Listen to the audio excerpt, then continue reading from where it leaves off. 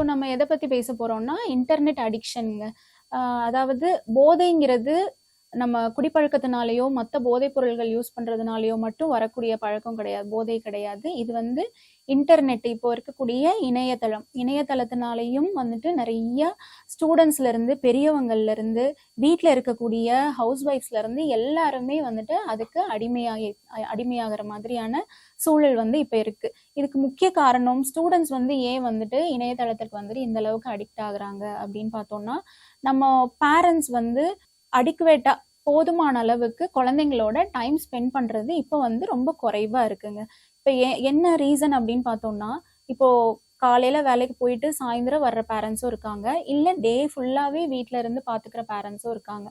இப்போ அதுல என்ன ஆகுது அப்படின்னா, இப்போ ஏன் வந்து ஒருத்தவங்க வந்து ஒரு குழந்தைய கூட்டிட்டு வரும்போது என்ன மாதிரியான அறிகுறிகளோட கூட்டிட்டு வராங்க, தொந்தரவுகளோட கூட்டிட்டு வராங்கன்னா, என் பொண்ணு வந்து டே ஃபுல்லா வந்து ஃபோன் பாக்குறாங்க, இல்ல லீவ் நாள்ல டே ஃபுல்லா ஃபோன் பாக்குறா, ஸ்கூலுக்கு போகும்போது ஸ்கூலுக்கு போயிட்டு வந்த உடனே ஃபோன் தாங்க கேட்குறா அப்படின்னு தான் சொல்லி கூட்டிட்டு வராங்க. ஃபுல்லா ஃபோன் தான் பார்க்குறா, படிக்கிறது இல்லை. ஸோ நம்ம கூப்பிடுறது வந்துட்டு காதுலே போட்டுக்க மாட்டேங்கிறா, சாப்பிட மாட்டேங்கிறா, சின்ன சின்ன விஷயத்துக்கும் ரொம்ப கோவப்படுறா அப்படிங்கிறது தான் அவங்களோட மெயின் கம்ப்ளைண்ட்டாக இருக்கும். இப்போ ஏன் அப்படி என்ன ரீசன் அப்படின்னு நம்ம அவங்க கிட்ட பேசினதுக்கு அப்புறம் பார்த்தோம்னா, இப்போ பேரண்ட்ஸ் வந்து வேலைக்கு போறவங்களா இருக்காங்க. இப்போ என்ன பண்றாங்கன்னா, வேலைக்கு போயிட்டு அவங்க வந்ததுக்கு அப்புறம் அவங்களுக்குன்னு ஒரு ரிலாக்ஸேஷன் தான் தேவைப்படுதே தவிர பசங்களோட டைம் ஸ்பெண்ட் பண்றது குறைவா இருக்கு.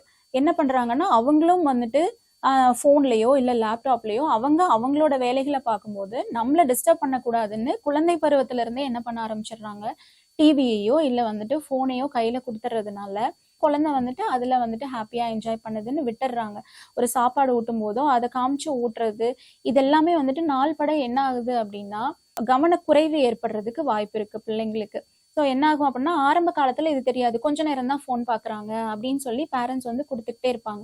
பட் வந்து ஒரு ஸ்கூல்ல இருந்தோ இல்ல நமக்கே வீட்டுல வந்து குழந்தைகளோட நடவடிக்கைகள் வந்து மாற்றமா இருக்கு அப்படின்னு தெரிய ஆரம்பிக்கும் போதுதான் வந்துட்டு ஹாஸ்பிட்டலுக்கோ டாக்டர்ஸ் கிட்டயோ கூட்டிகிட்டே வராங்க. இதெல்லாம் தவிர்க்கிறதுக்கு நாம என்ன பண்ணலாம் அப்படின்னா, குழந்தைகளோட அடிக்குவேட்டா டைம் ஸ்பெண்ட் பண்ணணும். அவங்களோட அன்னைக்கு ஸ்கூல்ல நடந்த ஆக்டிவிட்டிஸ், ஸ்கூல்ல என்னெல்லாம் பண்ணாங்க, என்னெல்லாம் கொடுத்து விட்ட சாப்பாடை சாப்பிட்டாங்களா, ஃப்ரெண்ட்ஸ் எல்லாம் என்ன சொன்னாங்க, அந்த மாதிரியா ஜென்ரலான டாபிக்ஸை அந்த குழந்தைங்களோட வந்துட்டு நம்ம டிஸ்கஸ் பண்ணணும். கொஞ்ச நேரம் வந்து குழந்தைங்களோட விளையாடணும்.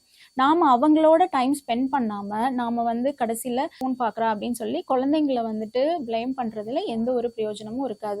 இப்போ ஃபோன்ல வந்து ஜூம் கிளாஸ் நடக்குது, ஆன்லைன் கிளாஸ் நடக்குது அப்படின்னு சொல்லி தான் பாக்குறாங்க அப்படின்றாங்க. ஸோ அந்த கிளாஸ் முடிகிற வரைக்கும் ஸ்கிரீன் டைம் வந்து முடிச்சிடணும். கிளாஸ் முடிஞ்ச உடனே அந்த ஸ்கிரீன் டைம் முடிஞ்சிடணும். அதே மாதிரி அடுத்து பெரியவங்களுமே என்ன பண்றாங்க அப்படின்னா, வீட்டுல எத்தனை பேர் உட்கார்ந்துருந்தாலும் ஆளுக்கு ஒரு போனை வச்சுட்டு தான் உட்கார்ந்துட்டு இருக்கோம். ஸோ வந்து முன்னாடி எல்லாம் வந்து நல்லா உட்காந்து கூட்டமா உட்காந்து ஃபேமிலி விஷயங்கள் பேசுவோம், அடுத்து ஏதாவது பக்கத்து வீட்டுக்காரங்களோட உட்காந்து பேசுவோம். இப்போ இது எல்லாமே வந்து குறைஞ்சு போச்சுங்க. டிவி ஒரு பக்கம் ஓடிட்டு இருந்தாலுமே ஆளுக்கு ஒரு ஃபோன் வச்சுட்டு உட்கார்ந்துட்டு இருக்கோம். ஸோ இங்க என்ன ஆகுதுன்னா, மனிதர்களோட முக்கியத்துவம் என்னங்கிறதே வந்துட்டு மறந்து போயிருது. ஸோ நமக்கே அறியாம நமக்கே தெரியாம நம்ம என்ன ஆயிடுறோம் அப்படின்னா, ஃபோன் வந்து ஒன்ஸ் பார்க்க ஆரம்பிச்சோம் அப்படின்னா நமக்கே தெரியாம நம்ம ஸ்க்ரோல் பண்ணிக்கிட்டே இருக்கோம். எவ்வளோ நேரம் ஸ்க்ரோல் பண்றோம், எத்தனை பார்க்குறோம் அப்படிங்கிறதே நமக்கு தெரியாது. ஸோ அதெல்லாம் என்ன ஆகுது அப்படின்னா, நமக்கே தெரியாம நம்ம மூளையில சில மாற்றங்களை வந்து ஏற்படுத்துது.